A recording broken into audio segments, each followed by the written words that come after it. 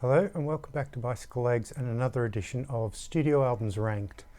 Today we're going to be looking at the studio catalogue of legendary band Pink Floyd. They have 15 studio albums in total, and yes, I will be including Umaguma as half of it is studio album, the other half is live. I'll only be looking at the studio album side of it when I am ranking it though. So there's 15 albums in total. I'm going to try and get through this fairly quickly because I don't want it ending up being a half-hour video. So if I don't go into quite as much detail as usual, I do apologise. So let's get into it, and starting with my number 15, which is their last album from 2014, The Endless River. Now, I don't hate this album. In fact, I quite like it. It's got a real mood music sound to it. I mean, it is outtakes though, and I think that's why it ranks at the bottom, because it's outtakes from the Division Bell sessions, and it kind of sounds like it. That's not to say that it isn't very pleasant music. There's some beautiful playing on it, particularly by David Gilmour and Rick Wright.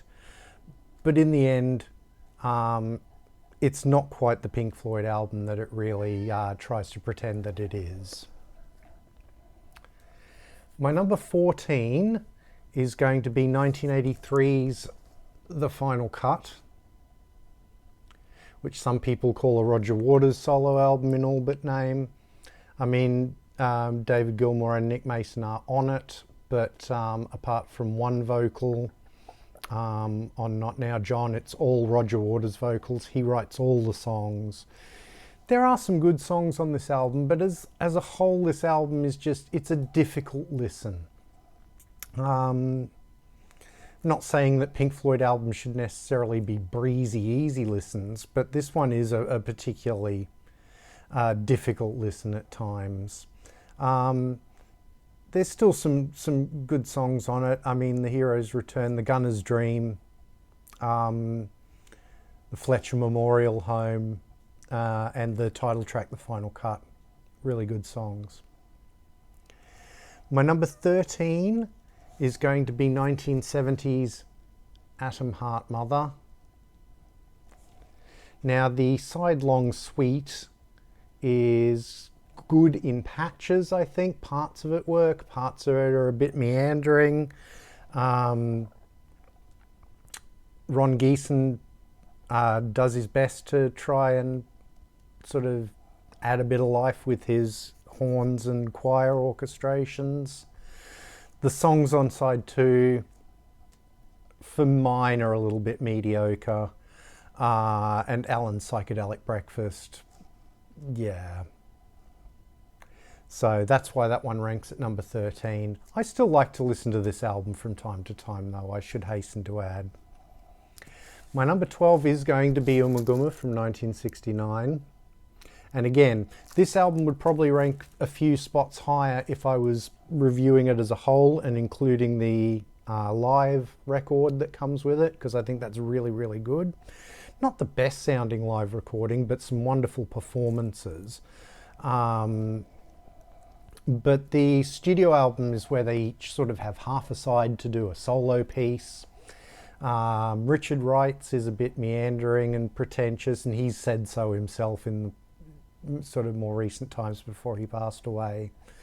Roger Waters' side, you have a lovely acoustic ballad, Grantchester Meadows, and then you have several small species of small furry animals gathered together in a cave and grooving with a pict, which is sort of a sound collage of vocals and percussion to sound like various animals and stuff. Probably best listened to on headphones after having smoked certain substances that are illegal in certain places. So I'm told. David Gilmour's The Narrow Way is probably the one that sounds the most like Pink Floyd, especially part 3 of The Narrow Way. And then Nick Mason's Grand Vizier's Garden Party has some lovely little flute intros and outros from his then wife. And the rest of it is just sort of drums and tape manipulation. Again, kind of cool to listen to in headphones, but not a wonderful piece of music. My number 11 is going to be 1987's A Momentary Lapse of Reason, and it kind of pains me to have this one this low because I have a soft spot for this album. I may end up doing a in defense of this album at some stage. This is the first Pink Floyd album that came out. It was 1987. First Pink Floyd album that came out after I became a huge Pink Floyd fan. So in my teenage years. And so it holds a soft spot in my heart for that reason. I understand why a lot of people don't like it. There's a lot of outside musicians. Rick Wright and Nick Mason are barely on the album. It's virtually people say it's virtually a Dave Gilmour solo album, but it doesn't sound like any of his actual solo albums. It definitely sounds more like a Pink Floyd record. Or at least it's trying to. But there's some good songs on here. I always loved the single Learning to Fly. One Slip I always liked. Sorrow at the End, wonderful closer. I think it's a good album. My number 10 is going to be 1968's A Saucer Full of Secrets. Definitely a transitional album for them as they just lost Syd Barrett, although he would make an appearance or two on this album. The title track is a really good sort of very early Pink Floyd experimenting with sound collages and that sort of thing. Although I think the version on the live album of Ummagumma is a better version of Saucer Full of Secrets. Let There Be More Light is a good song. Remember a Day I really like. Set the Controls for the Heart of the Sun is beautiful. Again, though, probably a better version live on Ummagumma. Corporal Clegg's a bit of a silly throwaway. Seesaw, and then Jug Band Blues, the Syd Barrett song to finish it, is, to me, kind of heartbreaking because you really get an insight into the fact that he's not quite all there, and he says so in the music. My number 9 is going to be Obscured by Clouds, the second of their 2 soundtrack albums. I like the soundtrack albums, I really do. I mean, this one they knocked off in about 2 or 3 weeks while they were in the middle of recording Dark Side of the Moon. So it showed the band could work quickly if they wanted to. Both of the soundtracks do, in fact. They didn't have to be sort of super meticulous in their work. It produced different work, definitely, but it produced good work, I think. The Obscured by Clouds and When You're In sort of double shot intro instrumental pieces are really good. I always like What's the Deal. Childhood's End is good. Free For. Yeah, good album, but I think the other soundtrack album is slightly better, and that's going to be my next album, number 8, More, from 1969. I mean, this has got Cirrus Minor and the Nile song, which ended up on their Relics compilation, which is where I first heard those 2 songs, because I had the Relics compilation fairly early on in my Pink Floyd collection. Great compilation. Won't be in this list because I don't do compilations, just studio albums. Crying Song is good. Green is the Colour. Cymbeline I really, really like.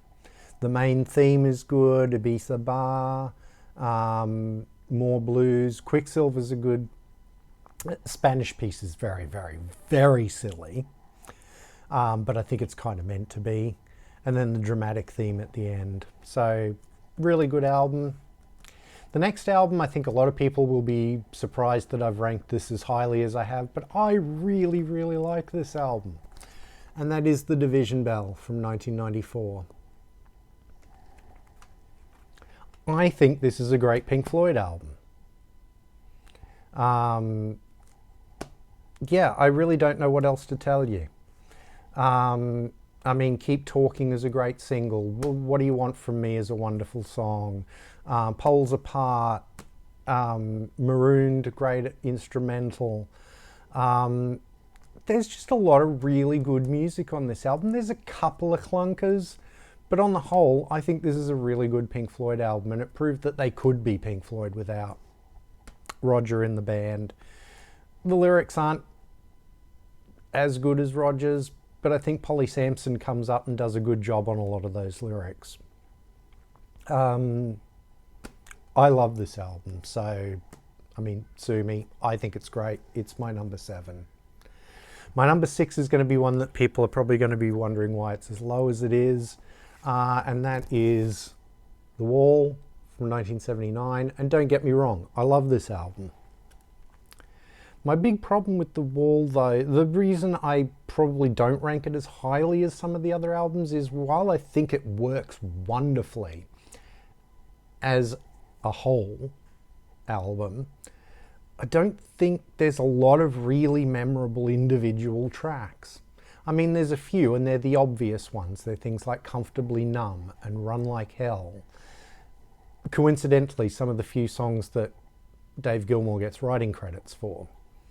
Another Brick in the Wall Part 2 obviously was a huge single off this album. But it's definitely an album that works better as a whole than as individual songs. I still think it's a great album, though. Please don't get me wrong that I've got it at number 6. I still really like this album. My number 5 is the debut album, Piper at the Gates of Dawn. Very different from anything else Pink Floyd ever did. This is obviously the one with Syd Barrett very much in the lead. Very much psychedelia, very much not progressive rock, except maybe Interstellar Overdrive. This is a repressing of the mono mix of the album, and I do think the mono mix is superior to the stereo mix, even though you don't end up getting the panning effect at the end of Interstellar Overdrive, which is wonderful again in headphones. I think that the mono version of Interstellar Overdrive all up is a lot more chaotic, and I like that. It's meant to be chaotic. But there's so many good songs on here. Astronomy Domini, which again they did a great version of on Ummagumma, the live album. Lucifer Sam, Matilda Mother, Flaming. The Gnome is so adorable. Chapter 24, The Scarecrow and Bike. Great songs. Really, really good songs. My number 4 is going to be The Dark Side of the Moon. And again, some people may be surprised that I rank this low. And there's only one reason I rank this low. It's not because I don't think it's a masterpiece. It absolutely is a masterpiece. For me, it's just a case of familiarity breeds contempt. And I've heard this album so many times that I can literally listen to this whole album note for note in my head without ever having to put it on the turntable. I still do pull it out and play it from time to time because it is a wonderful, wonderful album. I just like the last 3 a little bit better just because I don't have quite so much familiarity with them, and because, yeah, they haven't been sort of overplayed to death on the radio and that sort of thing. So, yeah, 1973's Dark Side of the Moon at number 4. At number 3, we're going to have from 1971, Metal.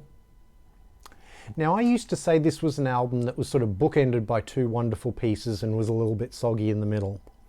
And I still think the 2 best songs are One of These Days at the beginning and Echoes, which takes up the whole of side 2. Echoes is their masterpiece of side-long epics. Absolutely wonderful piece of music. But I've grown to appreciate at least some of the songs that are in between. A Pillow of Winds is a beautiful sort of acoustic psychedelia sort of song. Fearless is a great sort of little rocker.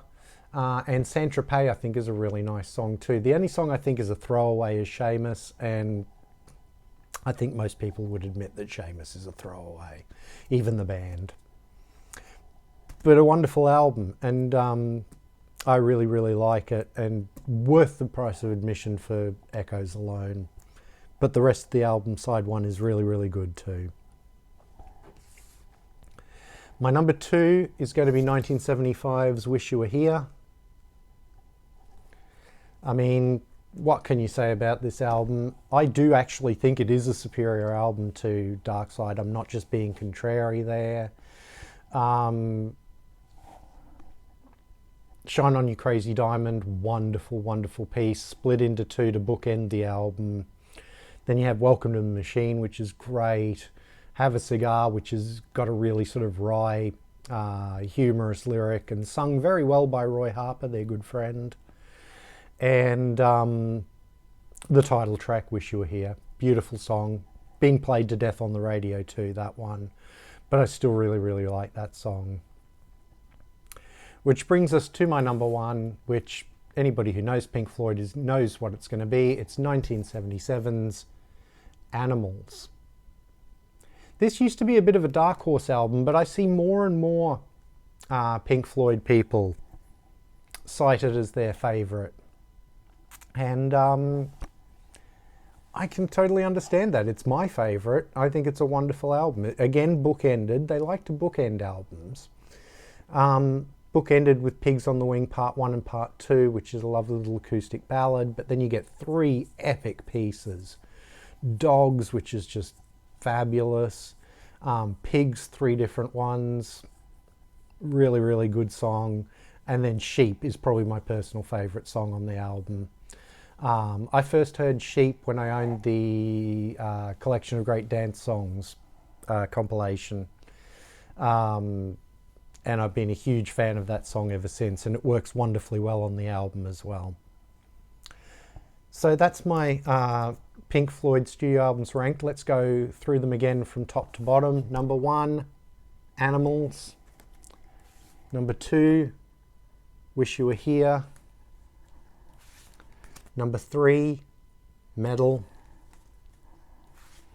Number 4, Dark Side of the Moon. Number 5, Piper at the Gates of Dawn. Number 6, The Wall. Number 7, The Division Bell. Number 8, More. Number 9, Obscured by Clouds. Number 10, Saucer Full of Secrets. Number 11, A Momentary Lapse of Reason. Number 12, Ummagumma, and remember I'm just ranking the studio side of that. Number 12, Atom Heart Mother. Sorry, that's number 13, isn't it? Yes, number 13, Atom Heart Mother. Number 14, The Final Cut. And number 15, still a good album, The Endless River. So that's my Pink Floyd studio albums ranked. Please let me know in the comments where you think I got it right, where you think I got it wrong, which are your favourites. If you want to rank the whole catalogue, I'd love to see your rankings. Remember, everybody different, everybody has different opinions, and that's a great thing. I love that. I'm never going to say, oh, you're wrong or whatever. Let me know in the comments, you know, which are your favourite Pink Floyd albums. Please like, share and subscribe. It really does help the channel out.